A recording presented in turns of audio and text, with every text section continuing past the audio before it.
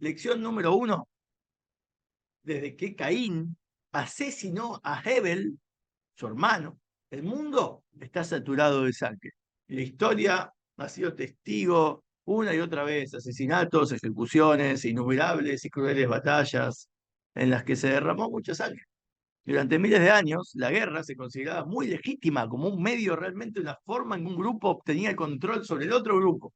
No necesitaban argumentos convincentes, no había leyes humanitarias con las cuales ver si intermediar, no había un gobierno internacional encargado de tratar estas disputas entre naciones. Y era la supervivencia del más fuerte, en la que el fuerte dominaba al débil. El mundo era como una jungla en la que todos hacían estragos contra los demás. Ahora, la pregunta para el debate es, ¿cuál crees que es el enfoque de la Torá? ¿Qué prefiere la Torá, la guerra o la paz? Nos encontramos con que uno de los nombres de Hashem es Shalom, paz. Incluso la palabra Shalom no se puede decir, según la ley judía estricta, en la ducha o en el baño, como cualquier otro nombre de Hashem, o como cualquier estudio de Torah no se puede hacer en esos recintos. Entonces la palabra Shalom tampoco. Hasta ese nivel de santidad que tiene la palabra. Esto se lo ve, por ejemplo, en cuando Gideón, ¿sí? Gidón, ¿no? Construyó un altar a Hashem y lo llamó Hashem es la fuente de nuestra paz.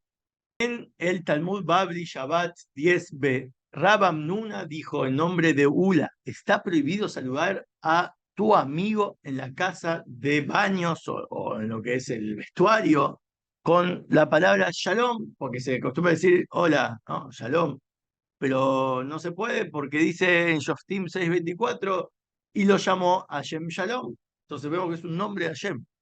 Los 6 órdenes de la Mishnah concluyen con las palabras: Hashem no encontró ningún recipiente que contenga más bendición para su pueblo que no sea la paz. Y el Rambam también nos dice que el objetivo de la Torá es hacer la paz en el mundo.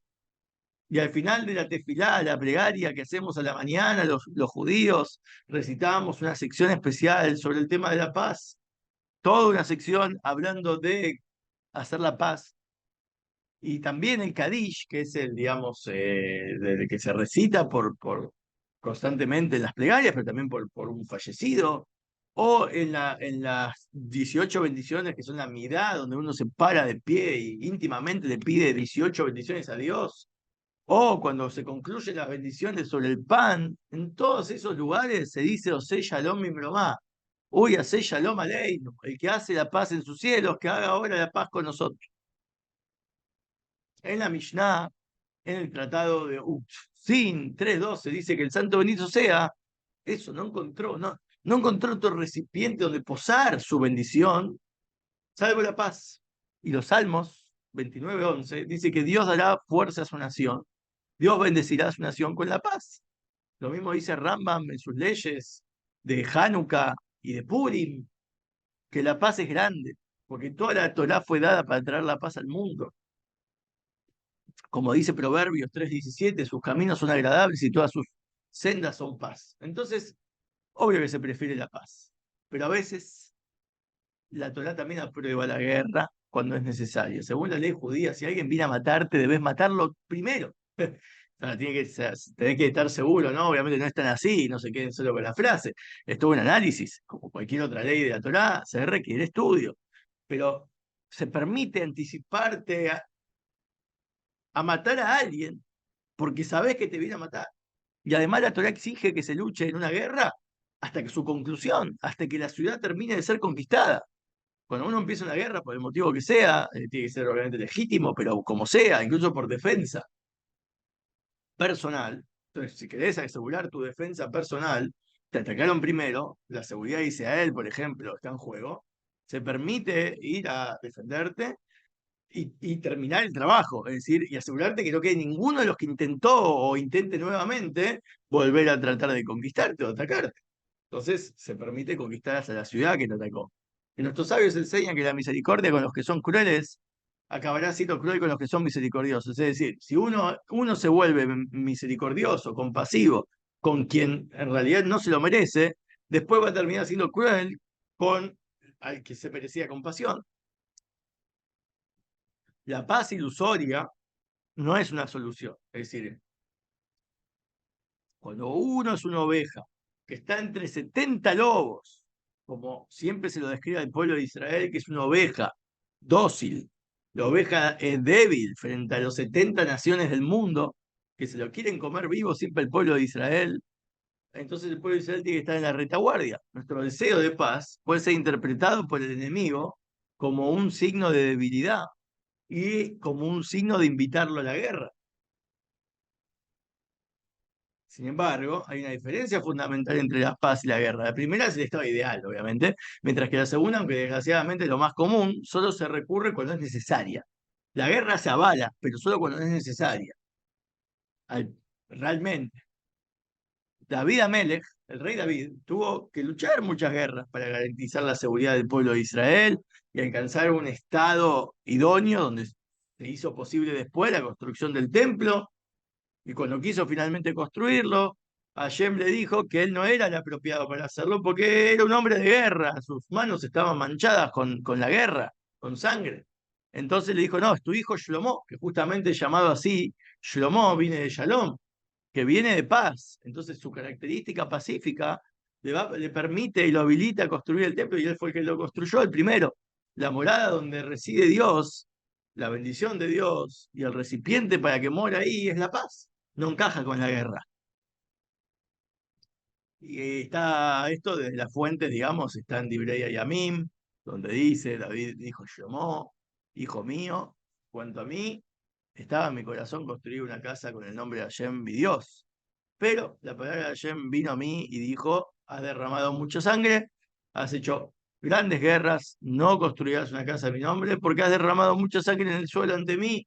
Te nacerá un hijo, será un hombre de paz, le daré la paz de todos sus enemigos alrededor, porque Shlomo será su nombre, y daré paz y tranquilidad a Israel en sus días. Construirá una casa en mi nombre y será para mí como un hijo, y yo para él como un padre, y prepararé el trono de su reino para siempre. Y esta idea aparece en la ley relacionada con la construcción del templo. La Torá prohíbe tallar las piedras del altar con hierro. El hierro se utiliza para fabricar armas en la actualidad, mientras que el Mizbeach, el altar de Dios, tiene por objeto traer la paz al mundo con su servicio divino. Entonces, para eludir esta cuestión técnica, Shlomo Melech tuvo que molestarse en encontrar una forma de perforar las piedras y encontró un gusano llamado Yamir que se utilizó para morder las piedras, cortar las piedras que se necesitaban para la construcción del templo. Un gusano muy especial que le costó muchísimo conseguirlo, toda una historia maravillosa. Ahora, en Éxodo 2:22 dice, como me hagas un altar de piedras, no lo construirás tallado, porque habrás levantado tu espada sobre él y lo habrás profanado. Ahí tenemos el texto, la fuente donde viene esta idea. Y Rashi, que es el que lo interpreta esta frase, dice, lo habréis profanado cuando si agitase el hierro sobre él lo habréis profanado, porque el altar fue creado para prolongar la vida, mientras que el hierro fue creado para cortar la vida. Y no está bien que lo que acorta la vida se mezcle sobre lo que alarga la vida. Ahora, una pregunta sobre debate que uno se tiene que hacer es ¿cuál es el problema esencial de la guerra y por qué la paz es tan importante hasta el punto de ser el nombre de Hashem? En primer lugar, la guerra implica la pérdida de vidas humanas. Eso es lo que destaca una guerra. Y la Torah otorga mucho valor y santidad a la vida humana. Porque cada persona ha sido creada a imagen y semejanza de Dios. Y de hecho el patriarca Jacob estaba preocupado porque los días previos a su encuentro con su hermano, él estaba preocupado por dos cosas. Que su hermano venga a matar y muera gente de él, de su familia, pero también le preocupaba que él tenga que guerrear también. Él se preparó para la guerra y estaba preocupado también por eso. No quería matar a otros. Y el asesinato es contrario a la esencia del judaísmo. En cambio, Isab fue bendecido con que vivirás por tu espada. A él, por eso es que toda la civilización occidental, particularmente encarnado Esaú está encarnado siempre en una, no importa en qué ideología y qué religión represente, pero lamentablemente muchos de los movimientos que asesinaron, ¿sí? Un continente entero, como el americano, ¿no? En nombre de Dios, todos esos vienen de la familia de Esaú. Y le va bien con el oficio de la espada, le va bien haciendo eso. Son todos los países conquistadores, colonizadores que existieron en tantos años. Y además el problema es más profundo, porque la existencia misma del conflicto es acá lo importante. Cuando un bando sale victorioso, el otro sigue oponiéndose, solo que se ve obligado a someterse, a rendirse, porque bueno, esta vez perdió. Pero la guerra es la falta de armonía en el mundo, porque cu- cuando hay una pelea, ya de por sí uno va a perder, entonces los dos perdieron, porque cuando hay pérdida de algo, aunque en este caso vidas humanas, ya está, ya se perdió, ¿sí? Los dos perdieron. El hecho de que el mundo haya sido creado por el único Dios, entonces nos exige que todas las partes de este mundo coexistan en armonía. Y es muy importante que haya un estado de paz, porque representa la presencia de Hashem revelada en el mundo, como todo fue creado por el Creador único. El sello de Dios revelado es que haya paz. Y si hay falta de armonía, se opone a la esencia de la creación, como si existiesen fuerzas opuestas que no proceden de la misma fuente. Esto se compara a cualquier obra de arte, por ejemplo, una obra de arte musical o construir una máquina particularmente, en la que todos los componentes están diseñados y se espera que encajen, se ensamblen entre sí. Y si un elemento o un instrumento está fuera de lugar, o una nota, se desbarata toda la obra.